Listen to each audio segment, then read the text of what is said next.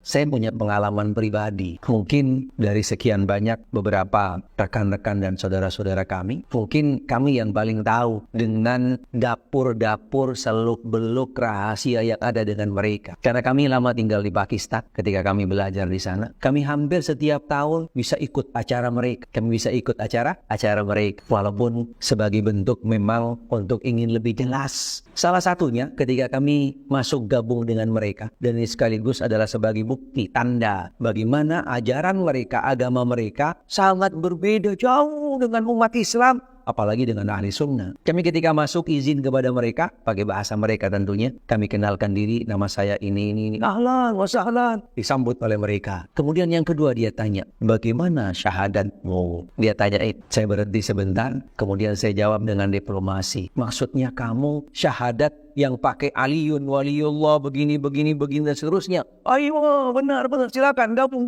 Wah, padahal kami nggak ngucapin syahadat, gitu kan? Kami tidak ngucapin syahadat mereka, cuman kasih gambaran kepada mereka. Akhirnya disambut, kami bisa syuting, kami bisa gambar, gitu kan? Kami akhirnya bisa gabung sama mereka. Ada sampai hari ini fotonya, kami juga ikut tepuk dada.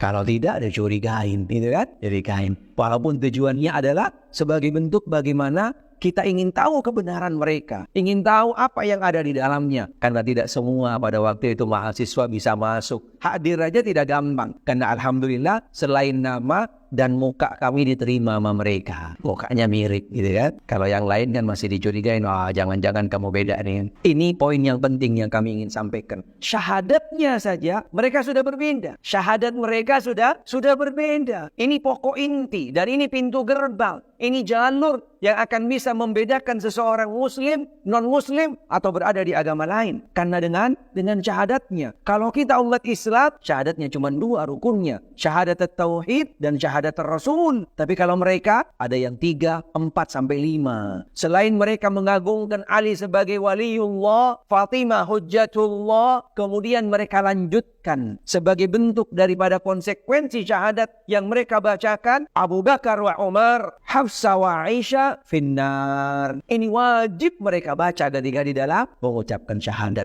Jadi mengkafirkan Abu Bakar dan Umar serta putri-putrinya Umar dan Abu Bakar. Ini prinsip, ini pokok. Lalu dengan syahadat yang sudah berbeda, pondasi, pintu gerbang, kata kunci yang sudah berbeda dengan umat Islam, lalu kita masih ragu, lalu kita masih abu-abu, nggak jelas siapapun mereka. Ketika masuk di dalam kelompok tersebut, dipastikan syahadatnya seperti ini. Tetapi kita harus waspada, hati-hati. Tidak boleh dan juga tidak dibenarkan dengan mudahnya kita mengeklaim seseorang, gitu kan, kafir. Ini yang nggak boleh. Karena ini bukan ajaran ahli sunnah. Perlu harus ada bukti-bukti, hujjah yang jelas dan juga tidak ada penghalang-penghalang, memenuhi syarat baru bisa. Dan ini pun juga kembali kepada mereka yang punya kapabilitas, adalah jenahnya. Tidak bisa perorangan yang mengatakan si fulan kafir, si fulan murtad. Tidak bisa. Konsekuensinya berat. Bahkan jangankan yang namanya kafir, kita membid'ahkan seseorang saja itu berat konsekuensinya. Karena agama kita ahli sunnah wal jamaah bukan agama yang suka mengvonis, suka menghukum, suka membalu seseorang, memberikan gelar seseorang, tidak. Tapi agama kita,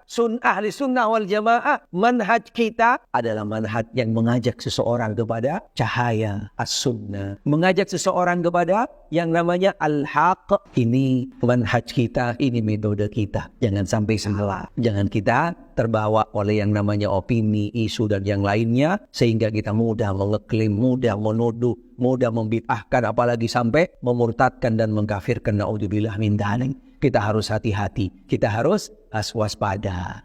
Judul full video di YouTube.